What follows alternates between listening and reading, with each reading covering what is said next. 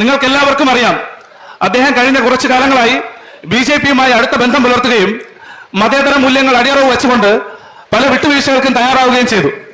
ബിജെപിയുടെയും RSSന്റെയും നേതാക്കന്മാർ പുകഴ്ത്തുന്നതിനേക്കാൾ ബിജെപിയുടെ പ്രധാനമന്ത്രിയെ നരേന്ദ്രമോദിയെ പുകഴ്ത്തി സംസാരിക്കുന്നത് ഇപ്പോ കോൺഗ്രസ് വക്താവായ ശശി തരൂറാണ്.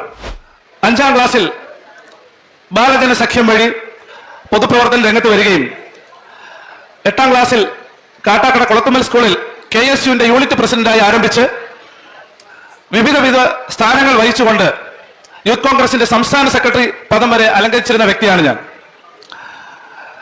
മതേതര മൂല്യങ്ങൾ ഉയർത്തി കാണിക്കുന്ന കോൺഗ്രസ് പ്രസ്ഥാനത്തിൽ വളരെ അഭിമാനപൂർവ്വം പ്രവർത്തിച്ചു വച്ചിരുന്ന എനിക്ക് പിന്നോക്ക സമുദായങ്ങളെ അടച്ചാക്ഷേപിക്കുകയും ഒറ്റപ്പെടുത്തുകയും ചെയ്യുന്ന നയങ്ങൾക്കെതിരെയായിരുന്നു എന്റെ പോരാട്ടം എന്നും വന്നിരുന്നത്.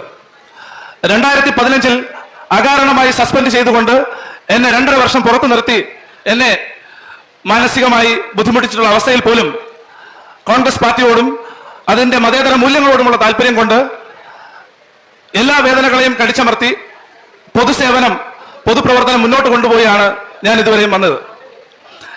കഴിഞ്ഞ 15 വർഷക്കാലമായി തിരുവനന്തപുരത്തെ പ്രതിനിധീകരിക്കുന്നത് UDFന്റെ സ്ഥാനാർത്ഥിയായി ഇന്ന് മത്സരിക്കുന്ന ഡോക്ടർ ശശി തരൂറാണ്. അദ്ദേഹത്തിന് കഴിഞ്ഞ 15 വർഷക്കാലം മുമ്പാണ് അവിചാരിതമായി അദ്ദേഹത്തിന് രാഷ്ട്രീയ പ്രവേശനം നടത്തേണ്ടി വന്നത്. ഉന്നത വിദ്യാഭ്യാസ യോഗ്യതകളുള്ള, നന്നായി ഇംഗ്ലീഷ് സംസാരിക്കുന്ന, കാണാൻ സുമുഖനായ, ഉന്നത കുലജാതനായ അദ്ദേഹം രാഷ്ട്രീയ പ്രവേശനം നടത്തുമ്പോൾ ഒരുപാട് സ്വപ്നങ്ങൾ ഉണ്ടായിരുന്നു കോൺഗ്രസ് പാർട്ടിക്കും അതിലുപരി അദ്ദേഹത്തിനും. വിജയിച്ചു കഴിഞ്ഞതിന് ശേഷം അദ്ദേഹത്തെ ഒന്ന് കാണുവാൻ, അദ്ദേഹത്തെ ഒന്ന് അടുത്ത് കിട്ടുവാൻ, നമ്മുടെ പ്രശ്നങ്ങൾ കേൾക്കുവാൻ അദ്ദേഹത്തെ ഒന്ന് കാണണമെന്ന് കരുതിയാൽ പിന്നെ ആർക്കും സാധിച്ചിട്ടില്ല. നിങ്ങൾക്ക് എല്ലാവർക്കും അറിയാം, അദ്ദേഹം കഴിഞ്ഞ കുറച്ചു കാലങ്ങളായി ബിജെപിയുമായി അടുത്ത ബന്ധം പുലർത്തുകയും മതേതര മൂല്യങ്ങൾ അടിയറവ് വെച്ചുകൊണ്ട് പല വിട്ടുവീഴ്ചകൾക്കും തയ്യാറാവുകയും ചെയ്തു.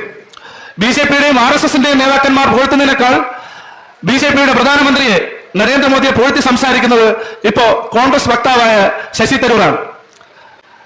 സുനന്ദ പുഷ്കറിന്റെ മരണം ഒതുക്കി തീർക്കുവാൻ കർട്ടന് പുറകിൽ നടന്ന ചർച്ചകൾ ഇവിടെ ആരും മറന്നിട്ടില്ല. അദ്ദേഹത്തിന്റെ ആവശ്യമായിരുന്നു സുനന്ദ പുഷ്കറുമായിട്ടുള്ള കേസിൽ നിന്ന് അദ്ദേഹത്തിന് ഒഴിഞ്ഞു പോകണമെന്നും അതിന് ബിജെപിയുമായി ഉണ്ടാക്കിയ സെറ്റിൽമെന്റിന്റെ ഭാഗമാണ് ഇന്ന് ഇവിടെ കാണുന്ന രാഷ്ട്രീയ നാടകങ്ങളെല്ലാം.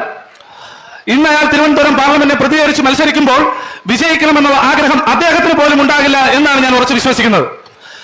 കഴിഞ്ഞ 15 വർഷക്കാലം, കഴിഞ്ഞ 3 ടേമിലും അദ്ദേഹത്തോടൊപ്പം ഇലക്ഷൻ പ്രചരണങ്ങളിൽ ഒപ്പം നിന്നിരുന്നയാളാണ് ഞാൻ.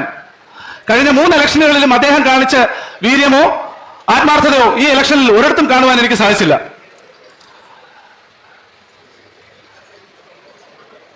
കർണാടകയെ പ്രതിനിധീകരിച്ചുകൊണ്ട് രാജ്യസഭയിലേക്ക് കഴിഞ്ഞ 18 വർഷക്കാലമായി കടന്നു വരികയും സഹമന്ത്രി പദം അലങ്കരിക്കുകയും ചെയ്തിരുന്നയാളാണ് ഇന്ന് തിരുവനന്തപുരത്ത് മത്സരിക്കുന്ന ബിജെപിയുടെ സ്ഥാനാർത്ഥി രാജീവ് ചന്ദ്രശേഖർ. അദ്ദേഹം മന്ത്രിയായിരുന്ന കാലഘട്ടങ്ങളിൽ കേരളത്തിന് വേണ്ടിയോ തിരുവനന്തപുരത്തിന് വേണ്ടിയോ ഒരു ചെറുവിരൽ പോലും അനക്കാതെ ഇന്ന് അദ്ദേഹം തിരുവനന്തപുരത്ത് ഒരുപാട് വികസനങ്ങൾ കൊണ്ടുവരുമെന്ന് പറഞ്ഞ് വാഗ്ദാനങ്ങൾ നൽകി നമ്മുടെ വോട്ടുകൾ ആവശ്യപ്പെടുകയാണ്.